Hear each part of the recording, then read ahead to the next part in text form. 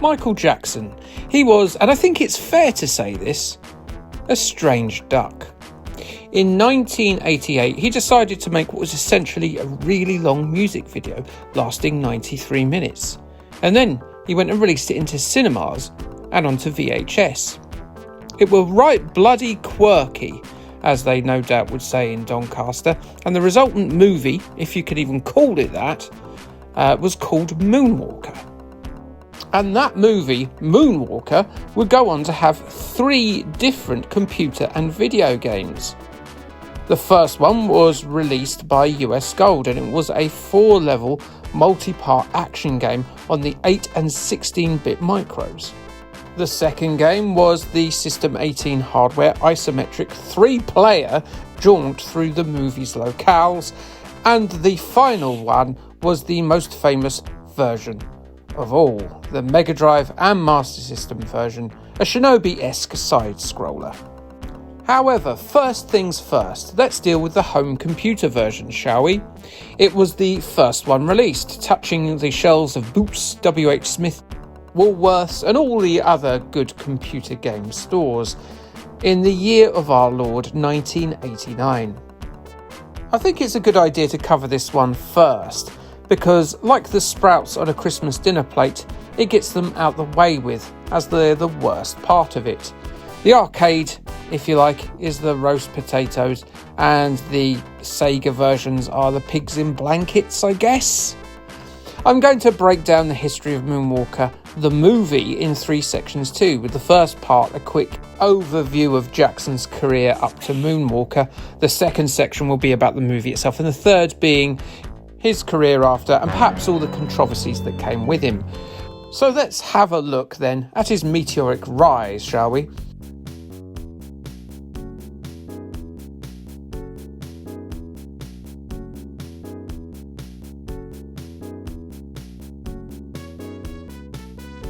Don't you go expecting a BBC4 interview package with like Tito and Bubbles and Janet.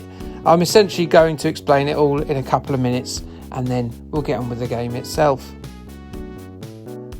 Michael Jackson was born into an extremely pushy entertainment family in 1958. He was the 8th child of the Jackson clan, and with his other 4 brothers, Tito, Jackie, Marlon and Jermaine, they formed the Jackson 5 on the legendary Motown record label. This started all in 1971. After many hits and 8 years later, he would leave his brethren behind, but for good reason. He was about to release 3 of the greatest pop albums of all time, in 1979's Off the Wall, 1982's Thriller and 1987's Bad, as well as a succession of sell-out worldwide tours. He was rightly known as the King of Pop. It's hard to argue that he still is, decades after his passing. He was intrinsic to the rise of MTV, and his influence over 40 years worth of career is unquestionable, be it to music, dancing, choreography, stage production, fashion. He's just an icon. And right at the very peak of his powers, he released Moonwalker. But there'll be more on that in the episode to do with the arcade. See, I said that would be brief.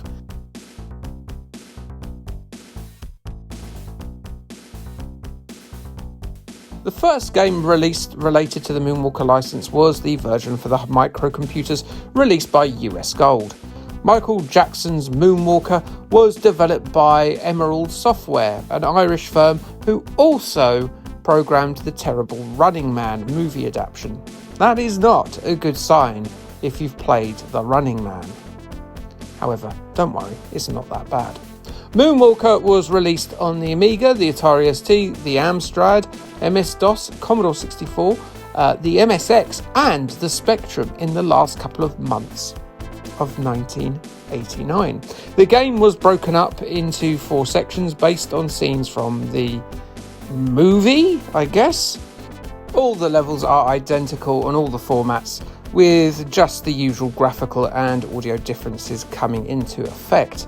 The first 2 levels are fairly similar. It turns out among Jackson's many peculiarities is that he's a bit of a furry, and so he must traipse a Hollywood studio in search of parts of a rabbit costume. it will only end up with him leaving Jilter on the soft felt of a fox's face. No, apparently I've got that wrong. He's actually using the rabbit to disguise himself from his legion of fans that won't leave him alone, so he can live a standard Michael Jackson day of being all socially awkward and hanging out with 11-year-olds.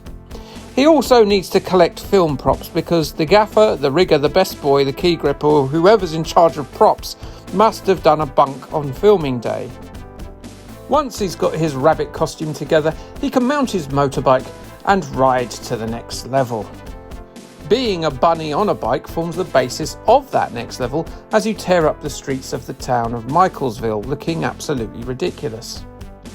Michael's doing his concerned citizen bit here as he's driving over loose packets of cocaine that have been left around by a movie villain drug baron. I don't know why he's left them about. I mean, it seems a bit sort of, careless. They're just on the street. He's not a very good drug baron, is he? And while we're on the subject, if you're going to be running over cocaine packets and being all for the kids and looking after them, you should put a helmet on, mate, because a rabbit mask offers poor protection should you fall off your bike. If you're going to be doing the public service bit and teaching children right from wrong, put on a helmet, not a rabbit mask. Jesus. As well as running over cocaine, you'll be trying to find some magic crystals that will enable Michael to turn from a bunny on a motorcycle into an amazing silver space car that can fly over barriers. I think it's safe to assume that Michael had a fair amount of creative control over this movie, as it makes no bloody sense at all. Once that's all done, you can go on to the next level and move away from these weird maze stages. Both of the first two levels are sort of a bit like Rally X, I guess, just featuring standard controls and unspectacular gameplay. The dots on the map that are stationary are the collectibles. The dots that are mobile are the enemies, and boy, are the enemies absolutely relentless and driven once they've laid eyes upon you. If they can see you, unless you can befuddle them with a sneak down an alleyway, you're dead. There's no defensive weaponry or moves. It's evade or die, and you will probably die. It is very hard to shake them once they've got their eyes on you. I would edit in my multiple deaths along with some AVGN grunts and curses, but I'm being very lazy today. The lack of defence is compensated somewhat by the game giving you a generous amount of lives in which to complete the level with. On to the next level, where Michael enters Club 30, the smooth criminal accompanied scene, probably the most famous scene of the movie as it was used in all the trailers, all the advertising, and of course as the basis of the most famous version of Moonwalker, the computer game, that being the Mega Drive one. In that game, Jackson uses magic. In this one, Jackson sods that all off and picks up a Tommy gun and funk walks about peppering all kinds of Dick Tracy lookalike gangster dickheads with bullets in a cabal like blast 'em up. It's not fantastic, this section, but it's not too bad. I'd say it's probably the game's highlight. You pop felons as they appear in windows and jump about collecting more ammo. It controls okay, looks okay, and it's, well, okay. Level 4 is that level again, but much worse. You're a big robot now, although actually it's probably nicer to describe you as an immobile turret on a single screen. You do exactly what you did before, but you can't move, and you occasionally get accosted by a giant ceiling penis that fires a heat ray at poor old Robo Michael. I'm starting to think, is this level a cry for help? Once you blow up the roof wang, he turns back into a space car, flies off into the stratosphere, and well, that's the game done. Yes, Moonwalker on the micros is a curious mixture. I don't think any of the games are particularly great, and I don't know if there's much longevity in it. I'd suggest probably avoiding it and trying one of the other two versions. Hee hee! I'll have to do it at some point. Zap reviewed the Commodore 64 and Amiga versions of Moonwalker, giving them a 60 and 61% score apiece. They said 2 levels in a row that were similar is overkill, especially as the later levels are better. The Games Machine gave the Specky version a 60% and said you'll have more fun playing an MJ album than this game. Your Sinclair awarded the game a 75% and said, while it is a little repetitive, it's perfectly playable with some neat graphical touches.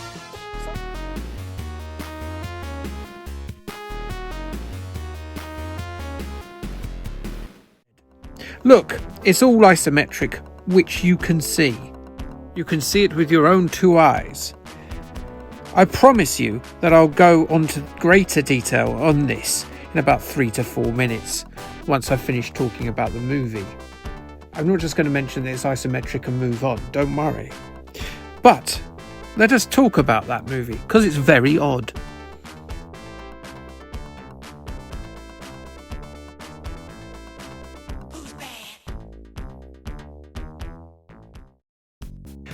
How to describe Moonwalker then? Well, it's a strange mix. It's largely a long musical video for the songs from the Bad album, but interlinked with a storyline of a god-powered Michael Jackson trying to bring down Mr. Big, a foul drug baron who wants to corrupt Americans' innocent children with his apothecary of evil. It's a bizarre anthology with support from Joe Pesci as Mr. Big and John Lennon's son Sean as a kid called, well, Sean. At least spell it differently, mate. So yeah, it's all really weird, but I need to give you an overview of the narrative, so that means spoilers are included from this point. But it's 1988 and it's a Michael Jackson film. I think you'll be okay. Young Michael Jackson suddenly turns into adult Michael Jackson. Then a tour bus him and a number of his fans chase after him, forcing him into a movie set where actors also get annoyed with him and they start chasing him too because he disrupted their movie. So what he does is he goes into a room and dresses like a rabbit. Then he jumps onto a cycle that turns into a motorbike and the pursuers notice that it's him, so they run after him again. He drives to the desert to escape them and then he takes off the bunny suit. The bunny suit then comes alive and challenges him to a dance-off. After he's had the dance-off, 3 kids spy on Jacko as he returns to the city and immediately he gets shot at. As he's getting shot at, a flashback happens as a kid and Michael Jackson go looking in a cave for a lost dog and they end up spying on Mr. Big and his sister plan to get all the kids hooked on drugs. They get spotted and then chased off, and they've now made an enemy of Mr. Big because he doesn't want his secrets getting out yet. Back in the present day, Michael sees his lucky star, which transforms him into a flying car, of course, and he then escapes. He then goes off to find the children, who end up being in a nightclub run by 1930s gangsters who don't much care for Jackson being there, but luckily he flicks a coin into a jukebox and makes everybody dance, and they forget about it. This bit goes on for a while. The youngest kid gets kidnapped by Mr. Big's goons, and then Michael finds them again and turns into a robot and then a giant spaceship in the last sequence to combat this weird turn of events. Yeah, that makes sense. So yeah, strange. It's helped somewhat by some incredibly good music and expert choreography from Jackson, but it's a tough watch. It's the very definition of a vanity project. Despite its strangeness and its unapproachability, it made $67 million from a $22 million budget and did reasonably well as a VHS release too, showing no matter how ropey the movie, it really helps if you've got the world's most famous pop star on hand.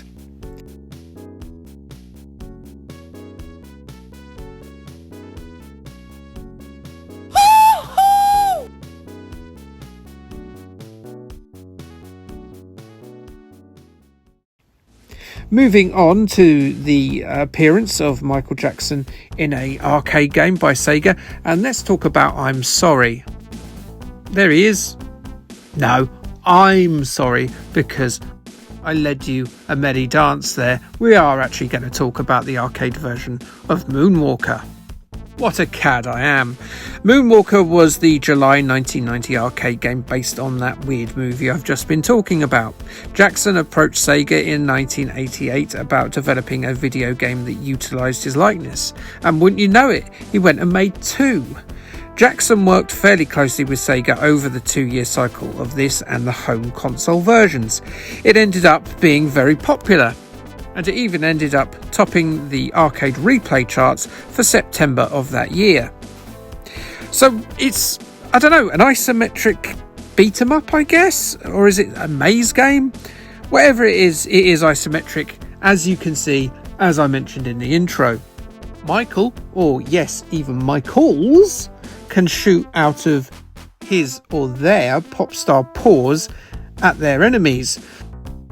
Holding down the button increases the range and power of the magical Wow Blast. But let's go back to the Michaels quickly. Are there 3 Michael Jacksons in the movie? No, but no one's going to want to play as John Lennon's kid, are they? I suppose they could have used the Jackson 5, but they're not in the movie either, so Tito, you're not required. It's Jacko, Jacko and Jacko if you want to play 3 players. And don't they look smart in their suits? The other button is used for the game's Smart Bomb, which forces Jackson's adversaries to dance against their will and then explode. Isn't that really nightmarish? It's like something out of Creepshow or Black Mirror, forced to dance until you literally combust. Ugh, it gives me shivers, so it does. You get a set amount of these per continue, but more can be added by finding the captured children.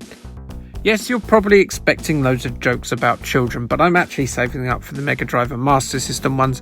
If you don't mind, maybe I'll sneak another one in a bit later on this, if you're being good.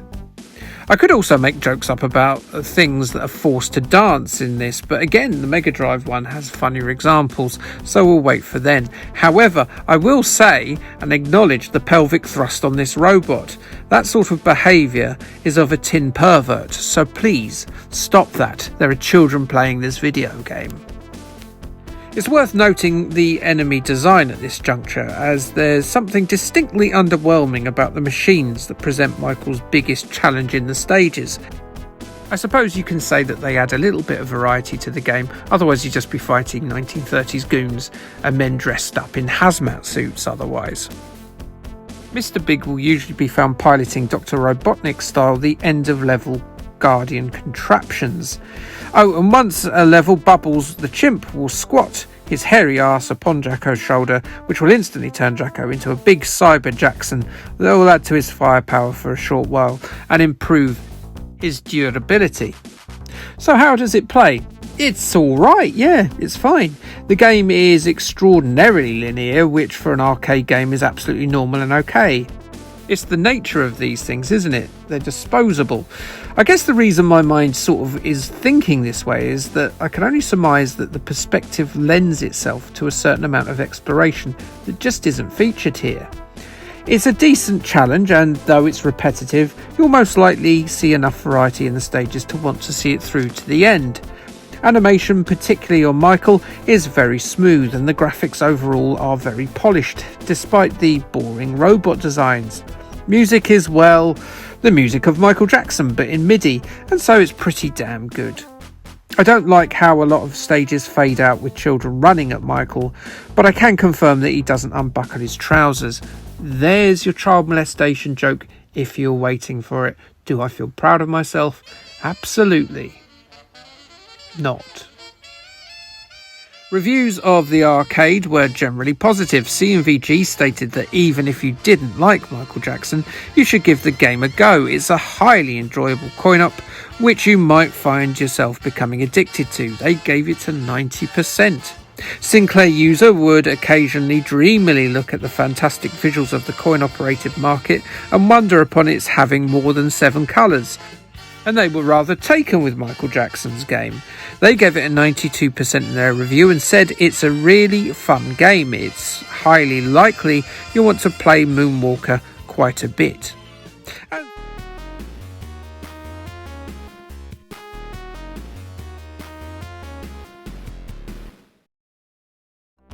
Our moonwalking journey is about to come to an end, and hopefully it's not going to involve us falling off the stage. And if it does, well, we should walk normally next time instead of this walking backwards nonsense.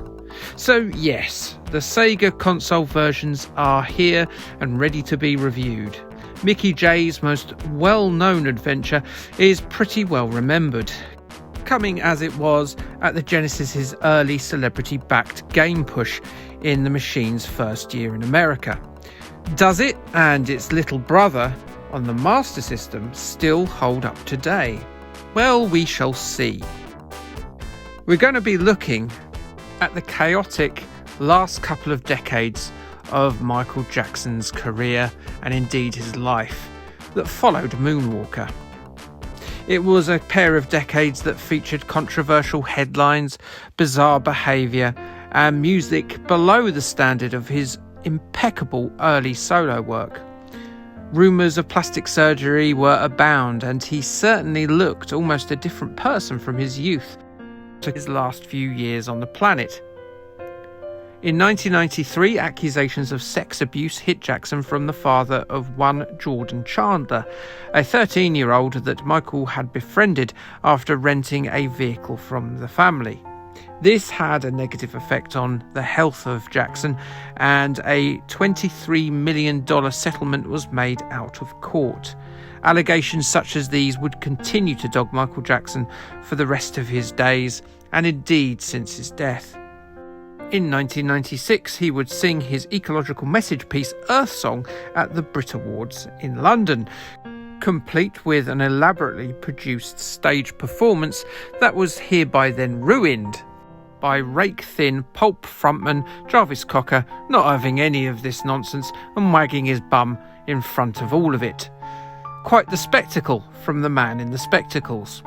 Michael also had 3 children who, and this will make you feel old, are all in their 20s now. They all went by weird names as babies: Blanket, Prince and Paris. But they don't use those names anymore, except Paris, which is the most normal of those names. The youngest child, Blanket, now called BG, was the one that was hung out the window in 2002 in a rather bizarre scene.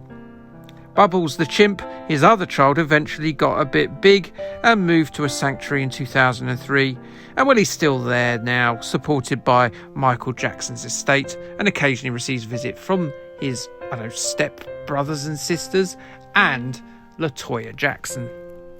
The long career and the turbulent life of Michael Jackson was ended on the 25th of June 2009 when he was aged just 50 years old. He was discovered at his home in Los Angeles, having died of an intoxication related to the pain medication that he had become addicted to. In spite of his many eccentricities and his tortured life, he was an extraordinary musician with a catalogue of incredible music. So R.I.P. Michael Jackson.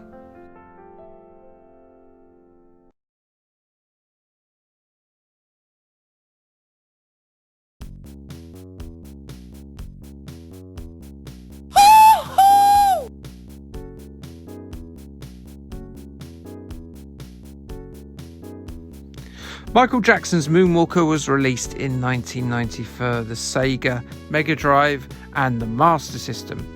As I mentioned at the start, it was part of Sega's big first-year push of their new 16-bit hardware in the States.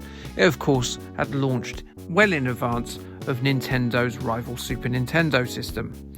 Sports folk like Buster Douglas, Pat Riley and Joe Montana, no, me neither, were acquired licenses along with Jacko in the famous Genesis Does What Nintendo Don't advertising campaign. Jackson, as previously mentioned in the arcade section, worked with Sega on the coin-op after contacting them in 1988, and no doubt he had a small part to play in developing this title, which came out the same year. Just like the arcade version, Jackson is in his smooth criminal get-up here, and you'll spend the game wooing, dancing and seagulling goons with your magic dust in this pristine white suit. Dangerous choice that. I hope he has a thorough shake when he next uses the toilet, otherwise he'll be all embarrassed and every girl will think he's disgusting. The viewing angle has been flipped in this one too, with a side-on view of the action. Moonwalker's gameplay on the home consoles is vastly different from the isometric viewpoint of the arcade version. In that game, Mr. Big's goons keep their kidnapped ankle biters where they can see them right in front of them. In the Mega Drive and Master System titles, they've hidden them behind doors, bushes, gravestones, windows, and in the trunks of parked cars. And the gameplay will consist of you as Michael Jackson wandering the stages, looking in every nook and indeed cranny for the pre-pubescent nippers. On the way, he will be beset by an absolute legion of hired goons, which can be dispatched using a number of dance routine inspired moves. Each of the levels are broken up into 3 stages, and each of these stages are finished off by finding all of the children, which makes Bubbles appear and sit on your shoulder and guide you to the end of the stage. Now, I've got a theory here. Perhaps Bubbles knew that Jackson's interactions with children weren't okay, and that maybe he was being a touch inappropriate, as he seems to guide his master into a violent encounter with a battalion of Joe Pesci's evil henchmen. Bubbles, as well as having a compass that steers Michael to the end of the level, appears to have a moral compass too, and wants to see his master get his head kicked in for being a bit of a funny dude with children. This encounter, should Michael shimmy his way through, marks the end of the stages, and it's then on to the next dance with death. Michael can perform different moves using the magic button or just the attack button if you're playing on the Master System. He can fling his hat after a little spin, or if you hold it down for a bit longer, all your opponents will be forced to dance until they expire. And yes, it works on the dogs. And is this the single best sequence of the 16-bit games era? Yes, it is. As good as these scenes are, you'll be draining your health bar when you try using illusionary spells too much, and so it should be used fairly sparingly. Different button combos will allow Jackson to perform his numerous dance moves, which is a really nice touch for fans of the King of Pop. He hoots and he hollers, and as a Jackson property, boy, and I do intend this pun, it hits the right notes. Throughout proceedings, you get MIDI interpretations of Michael's biggest hits, and if you're wondering, and I know Retro 48K is, the reason Thriller wasn't used on the Graveyard level does have an explanation.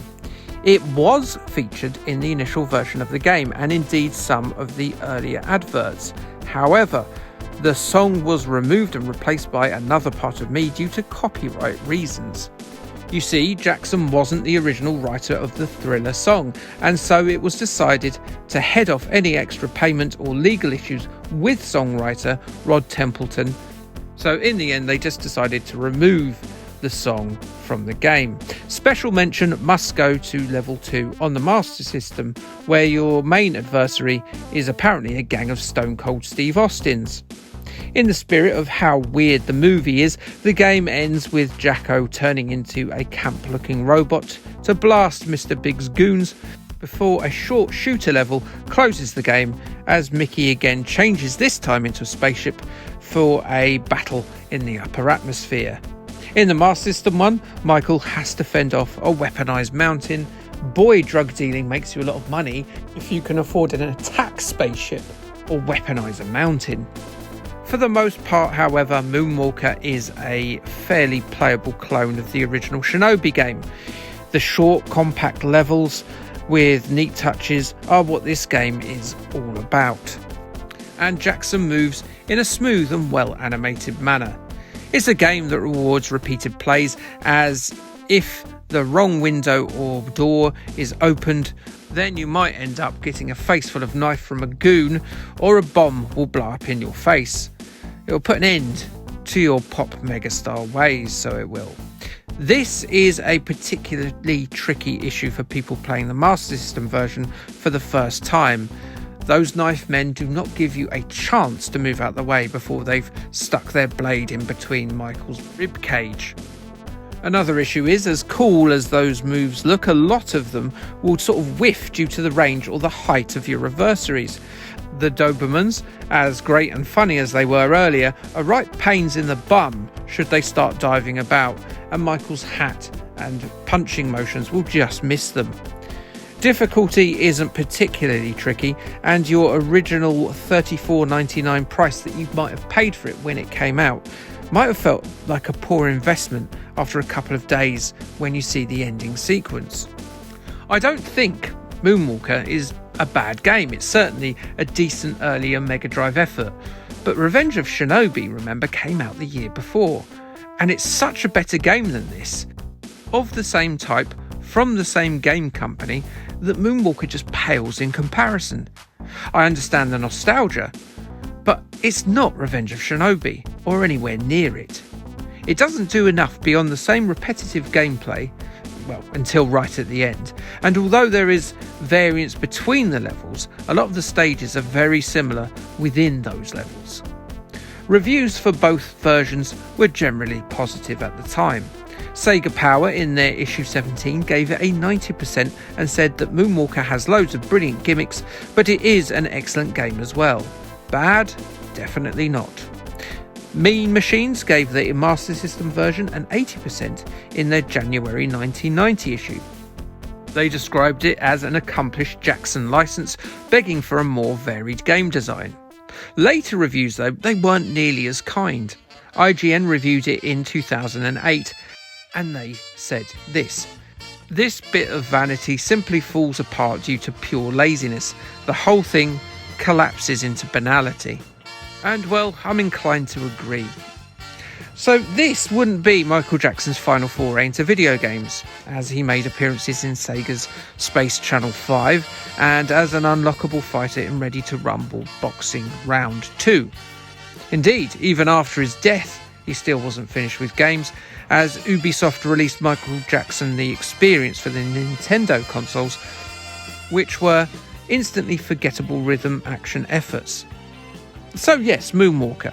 Never before has there ever been a more strange and peculiar movie, with so many games based around it, most of which aren't awful. Hee hee! Still didn't get it right at the end. Anyway, if you like more of my rubbish, please stick around, like, subscribe, and thanks, bye.